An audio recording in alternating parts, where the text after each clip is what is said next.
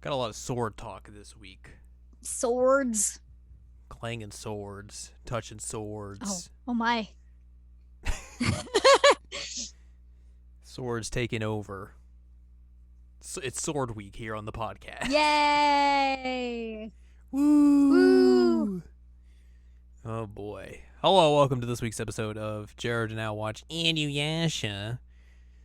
This is episode number 44. I'm Jared, joined as always by Doc Howe and Lady O. Hello.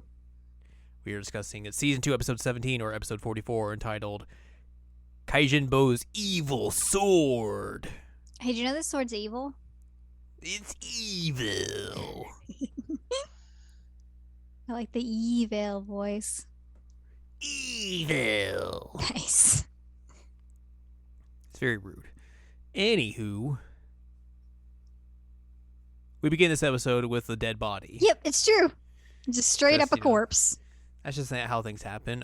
We see the dismembered head of Goshinki just on the ground. Yeah. As Ren and Jock can come up to it. Yep.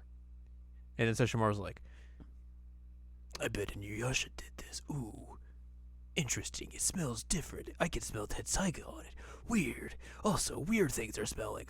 I should go this way and follow the smell. Interesting. Yes, Ren just starts screaming. Yes.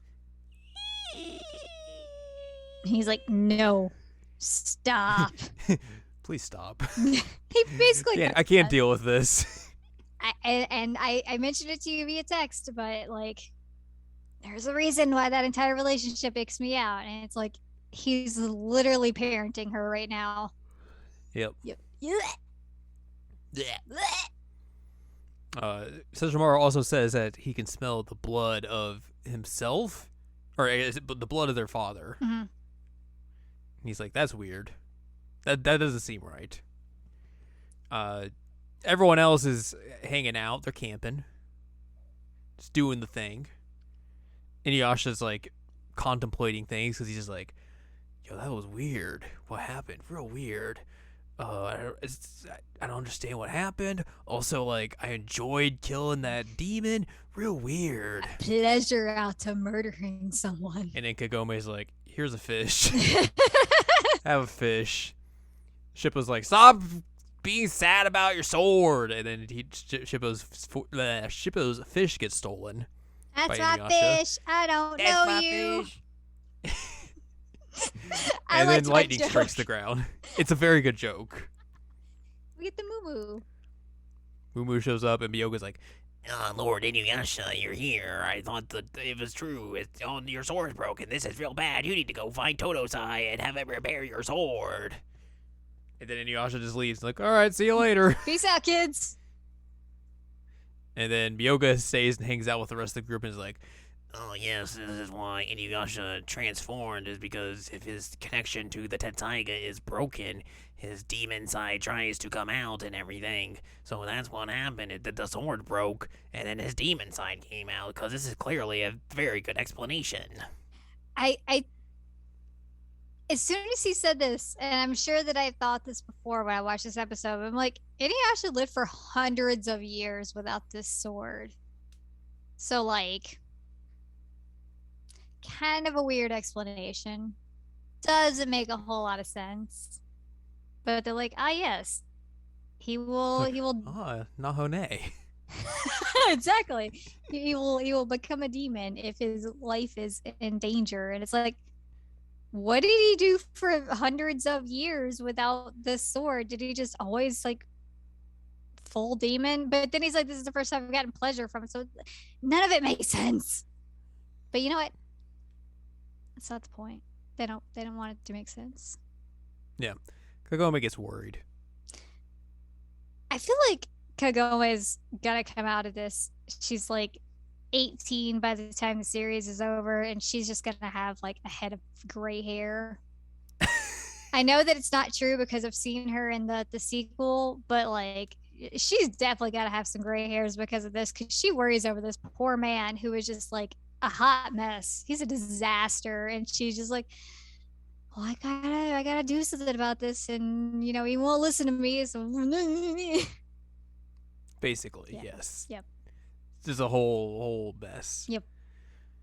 We head to Totosai's house where he's just devastated that the Tetsaiga is broken and bawling over it. I loved And it, all like of his when tears just turn into to vapor because they're in that hot area. that's what I was gonna say. Is I loved like when his tears fall on the ground, they just turn into steam because they're like in a volcano-ish area. It was very good. And Inuyasha's like, stop! Fix the sword! Totosai's like, Hey, it's not that easy. I'm gonna take 3 days to fix it. Also, I need something to fix it with. and Inuyasha's like, alright, well, what I gotta get you to fix the sword? Totosai's like, Hey, open your mouth. I have this whole thing. and Inuyasha's like, alright, I'll open my mouth. And he just yanks a fang out. Totosai's like, Hey, I got the thing. This'll fix the sword up. Alright. and then Inuyasha just leaves and he's like, alright, you got 3 days to fix the sword. And he's like, What do you mean 3 days? I love that, like somehow he can grow teeth back in half a day. Like that's amazing, and I want that ability because if I ever knocked my teeth out, I'd have to like go get fake ones. But he can just grow his back, and yeah, he said that he could do the sword in 3 days, and Yasha's like 3 days, man, 3 days, you got this. And What do you mean 3 days? what? because you told me. Oh, yeah. And I love that the parting phrase is goodbye. I promise to not to let you down. Which in his weird like Tozai voice. Promise not to let you down. It was very good. So Inuyasha just goes back to camp. And I guess like a full day has passed by this point. And also everyone's just hanging out again. They're getting water in a bottle. Mm-hmm. Kagumi's like, oh, Tetsaiga's gonna be fixed tomorrow. So I guess like 2 days have passed. 2 days, I guess. Inuyasha has his tooth It's a back. very quick 2 days. Very quick. Shippo's worried that it'll get broken again. Yeah. And also, they're all like, this is a bad time for this to happen because, hey, by the way, Inuyasha doesn't have his powers anymore. Which I had forgotten that was a thing in this series until they brought it up like, oh yeah, he loses his powers on a certain day. Yeah, the new moon. Like, oh, right. That's a thing. He's a human. He's a human. And then Moroku just goes to explain it to Songo, and Inuyasha's like, who told you about this? She was like, Shippo's just like peeking around the corner like, it wasn't me. yeah, I didn't do anything. Why would I? And then he do gets beat something? up for his troubles. Yep. Rip. Poor Shippo. It's so weird seeing Inuyasha with human ears. It is. It's not right. It's not right. Unnatural. Also, at some point, I guess like did this like I feel like this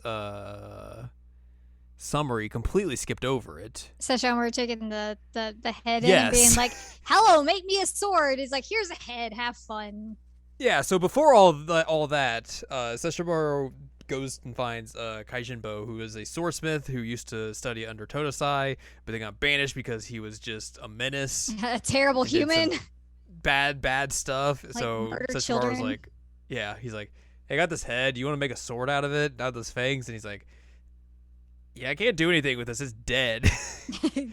So Sesshomaru brings out the Tessaiga. Is like, all right, here's these little dudes on it.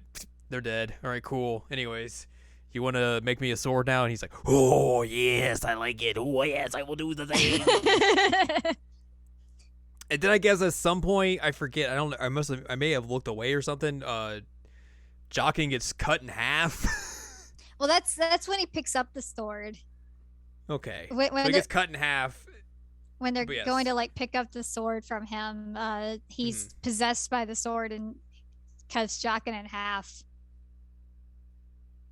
Okay, so this goes into the summary. Yes. Jockin gets cut in half and it's just like, bleh. And then he's off, and Kaijinbo's off to fight Inuyasha.